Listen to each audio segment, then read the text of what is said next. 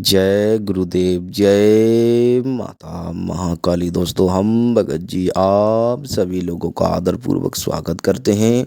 उग्र तारा महामंत्र। हाँ दोस्तों, आपने बिल्कुल सही सुना। माता उग्र तारा का महामंत्र बताने वाले हैं दोस्तों। माता रानी प्रसन्न होकर जिस किसी भक्त पर अपना हाथ रख देती हैं दोस्तों, उसे आशीर्वाद दे देती हैं। तो दोस्तों, हमारा खुद का मानना है कि उसका पूरे संसार में, समस्त ब्रह्मांड में उसका कोई बाल बांका नहीं कर सकता दोस्तों। ये हमारा खुद का अनुभव है दोस्तों। देखो, हम हमारे गुरुजी और मतलब कि हमारे दादा गुरुजी और हमारे जितने भी पूर्वज, जितने भी तांत्रिक भगत और जितने भी संत और सत्य, हमारे सनातन धर्म में जितने भी हमारे पूर्वज हुए हैं, सभी का अनुभव है दोस्तों। अभी से नहीं, पूर्व काल से अनुभव है दोस्तों कि माता काली की उग्र शक्तियाँ और माता, देखो, शक्ति एक ही है, मतलब अनेक अनेक रूपों में पूजी जाती हैं। लोग उन्हें अनेक अनेक रूप में पूजते हैं और लोग उन्हें अनेक अनेक रूप में फल प्राप्त करते हैं दोस्तों। तो दोस्तों, माता की इस रूप में पूजा 3 प्रकार से सिद्धि प्राप्त की जाती है, सरलता और उग्रता से और सहजता से, वो सब बताएंगे दोस्तों। और जो हम मंत्र बताने वाले हैं दोस्तों, इसमें मंत्र सिद्धि होगी दोस्तों। जिस देखो, काम तो वही करेगी, लेकिन इसका रिजल्ट हम बताएंगे आपको। देखो दोस्तों, पहले बताएंगे उग्र तारा, मतलब कि उग्र तारा। उग्र तारा आज तक जितने भी मतलब कि लोगों के अनुभव रहे हैं, हमारे गुरुजी के, हमारा खुद का अनुभव रहा है दोस्तों।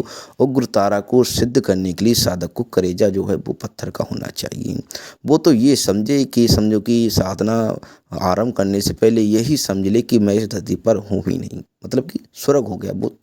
यही मतलब ये इस तरह की साधना है कि जिसने भी इस साधना को मतलब प्रत्यक्ष में, उग्र तारा माता को प्रत्यक्ष में सिद्ध खड़ा करने की चेष्टा की है दोस्तों, वो ज़्यादातर दुनिया में रह ही मतलब कि साधक टिक ही नहीं पाया। क्योंकि मतलब कि देखो, हम बताते हैं ना कि माता काली की, माता तारा की यदि इस समय साधना की जाए तो परछाई के रूप में मतलब कि दर्शन होते हैं दोस्तों। ऐसा नहीं कि सेम टू सेम जैसे हम और आप खड़े हो जाते हैं। तो उस तरह के दर्शन करने के लिए दोस्तों कहा जाता है, जब बजरंग बली ने, महाबली हनुमान जी ने जब भीम को दर्शन दिए थे दोस्तों, तो भीम देखो, हनुमान जी भी पवन पुत्र हैं और भीम भी पवन पुत्र हैं। तो भीम की इतनी नज़र नहीं हो रही थी कि उनके जो 5 मतलब कि पंचमुखी उन्होंने दर्शन दिए थे पंचमुखी रूप के, तो उनकी इतनी दृष्टि मतलब उन पर नहीं पड़ पा रही थी, उतनी तेज नहीं सह पा रहे थे। उस समय की बात बता रहा हूँ कि वो उनकी एक छल मतलब एक झलक जैसे बोलते हैं कि दर्शन कर लेते, केवल तेज ही देख मिला उन्हें। तब तक उन्हें मतलब कि आंखों की मतलब आप लोग समझ सकते हैं। तो इसी प्रकार हम बताते हैं। और दूसरा हम बताते हैं सरल, स्वयं में सरल करोगे तो बहुत अच्छा रहेगा। इसमें कोई डर भय खाने वाली बात नहीं, अनुभव तो होते ही हैं दोस्तों। और तीसरा मंत्र सिद्धि, सबसे अच्छा जो लोग अब ज़्यादातर अपनाते हैं, मंत्र सिद्धि। शक्ति तो मिलेगी, शक्ति तो भई है, देखो दर्शन भी होंगे। मंत्र सिद्धि यदि सही करके, सही विधि विधान से, सही गुरु के मार्गदर्शन में करोगे दोस्तों, तो शक्ति तो मिलेगी। लेकिन इसमें यह है कि इसमें कोई खतरे वाली, इसमें मंत्र सिद्धि मिलती है दोस्तों। मंत्र सिद्धि भी हो जाता है और शक्ति भी मिलती है। हमेशा सिद्धि के पीछे लोग भागते हैं ज़्यादातर, हमने देखा है। शक्ति के पीछे लोग कम भागते हैं, क्योंकि सिद्धि की जो ज्ञानी होता है वो सिद्धि के पीछे भागेगा। क्योंकि हमने जो कह दिया, हमने जो बोली, हमें हमें जो करना है, जो हमने बोला है, वही तो हमें सिद्ध करना है। तो जाहिर सी बात है, अगर वो सिद्ध हो गया तो शक्ति तो हमें स्वतः ही प्राप्त हो जाएगी। सोचने वाली बात है। तो दोस्तों, एक वाक्य बताएंगे आप सभी लोगों को। माता तारा को मतलब कि जो रावण था, भगवान श्री राम और रावण के बीच में जब युद्ध चला, अब कुछ लोग कहेंगे भगत जी ने क्या बात, देखो बता रहा हूँ। जो उग्र तारा को जितने भी प्रसन्न किया है, मतलब किसी, देखो 2 प्रकार की पूजाएं और भी होती, मतलब ये देखो, एक प्रकार की पूजा हमने आप लोगों को बताया नहीं, जिसे मतलब कि निषेध पूजा बोलते हैं। मतलब निषेध पूजा में किसी भी देवी देवता को उसकी इच्छा के खिलाफ प्रकट किया जाता है दोस्तों। तो निषेध पूजा में तपस्या की थी, जिसे हम पूजा बोलते हैं। रावण ने, भगवान श्री राम और रावण के बीच जब युद्ध चल रहा था, मुकाबला चल रहा था, धर्म महायुद्ध चल रहा था, तो उसने सोचा मुझे कोई रास्ता नहीं है कि भगवान श्री राम के हाथों में मारा जाऊंगा, हारा जाऊंगा और मेरी पराजय हो जाएगी। तो उसे स्वीकार नहीं था। उसे मतलब कि इसके चलते कुछ ऐसा सूझा कि कोई ऐसी शक्ति मेरे सामने मेरी सहायता के लिए, मेरी सुरक्षा के लिए खड़ी हो जाए, जिसका कोई तोड़ ना हो। तो उसे ध्यान आ गया कि माता तारा को मैं प्रसन्न कर लेता हूँ। और उतना समय नहीं था कि वो मतलब कि इतना हजारों साल तब कर सके। तो निषेध पूजा उसने सोचा कि कल ही युद्ध जाना है, कल को ही युद्ध में जाना है, मतलब थोड़े समय में युद्ध को रणभूमि में जाना है, तो थोड़ा अभी कर लेते हैं, मतलब निषेध पूजा कर लेते हैं जल्द से जल्द।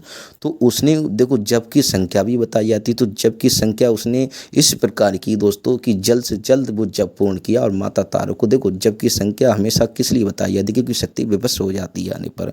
उसकी शक्ति उसमें बंधी हुई है दोस्तों। तो आ जाती है तो माता बेवश हो गई थी। तो उस समय उनका तेज इतना भयानक था कि उसे रोकने के लिए रावण भी सक्षम नहीं था। जिसने भगवान शिव के महाकाल के दर्शन किए तो वो तेज उसके लिए असहनीय था दोस्तों। तो उसने पहला शब्द जो था उसके मुख से निकला था माँ।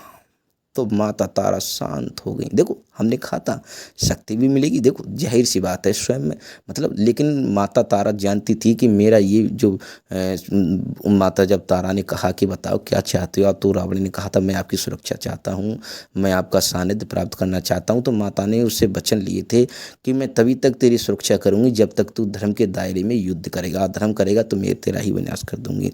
तो इसलिए रावण सहमत हो गया और उसने भी वचन दे दिया। उसने चलते समय के जैसे सूर्य नियम ये थे कि सूर्य अस्त के बाद युद्ध नहीं होगा, रावण ने इन नियमों का उल्लंघन कर दिया, कई प्रकार के उल्लंघन किए थे। तो उससे माता रुष्ट होकर चली गई दोस्तों। क्योंकि भगवान श्री राम ने जो भी अस्त्र वहाँ पर छोड़ते थे, जो भी अस्त्रों का आह्वान करते थे, रावण पर चलाते थे, तो माता उसे निरस्त कर देती थी, मतलब कि विफल कर देती थी। तो भगवान श्री राम को कोई भी बार रावण को छू नहीं पा रहा था।